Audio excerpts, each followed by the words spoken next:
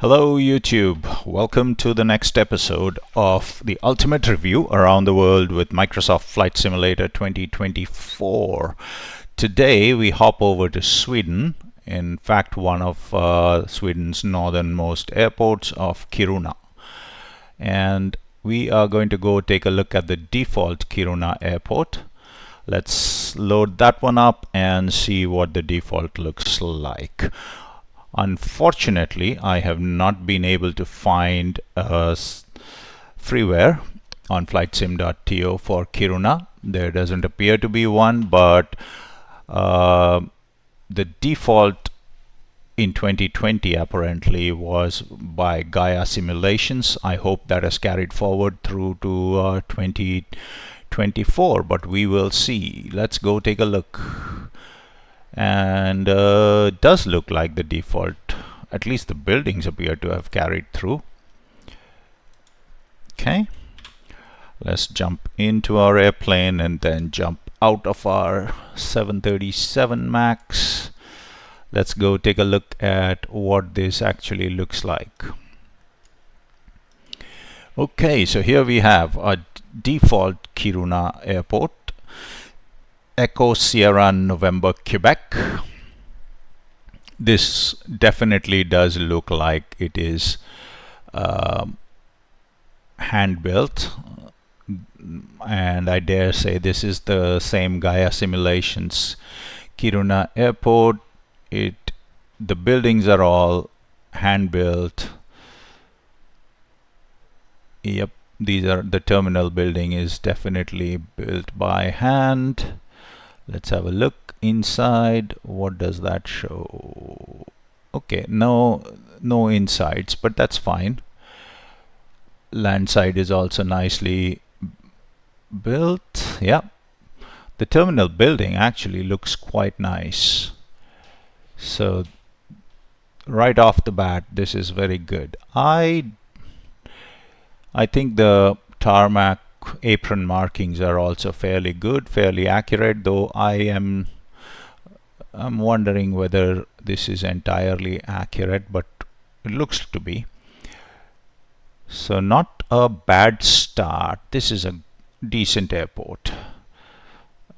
The inclusion of the hand-built sceneries, yeah, that makes a big difference. Okay, there is our runway. It looks quite nice. Yeah. Okay. And let's go up a bit and look at it from high on up. Yeah, this is a decent airport. Very decent. Not a whole lot to see. It's a small airport, so there's not a whole lot to see. Kiruna actually is the northernmost airport in Sweden. It was built, I wonder when. Let's see, when was it built?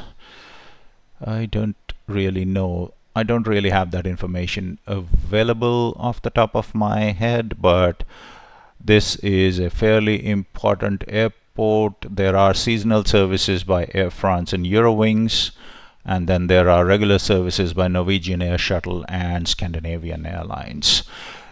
So it's actually a fairly important airport. They do seem to have about 250,000-260,000 passengers a year. It's quite nice. Now let's jump and change the time to night time, and let's see how this behaves at night. Okay, so we go back. Yeah, maybe march to perpetual darkness, and let's have a look. So runways, nicely lit, not a surprise. Okay, taxiways. Taxiway edge lights are available. There are some taxiway signs. Interestingly, the taxiway signs do not appear to be lit, which is very strange. So these must not have been built using SDKs. These must have been built, hand-built, and then placed here. So maybe Gaia Simulations did that, and then it did not get updated for 2024.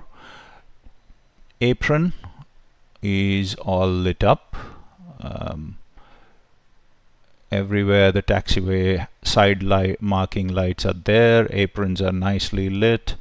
Terminal area is nicely lit. There will be absolutely no problem operating into this airport at night.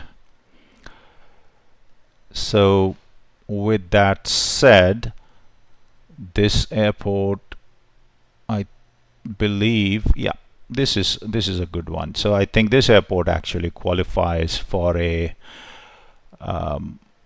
rating of 3, I would say. This is pretty decent, and considering that this is default airport, this is a very good default airport. So I think I will give it a rating of 3. And with that, I think we come to the end of this video. We will catch you on our next episode. Until then, please like, share, and subscribe, and thank you for watching.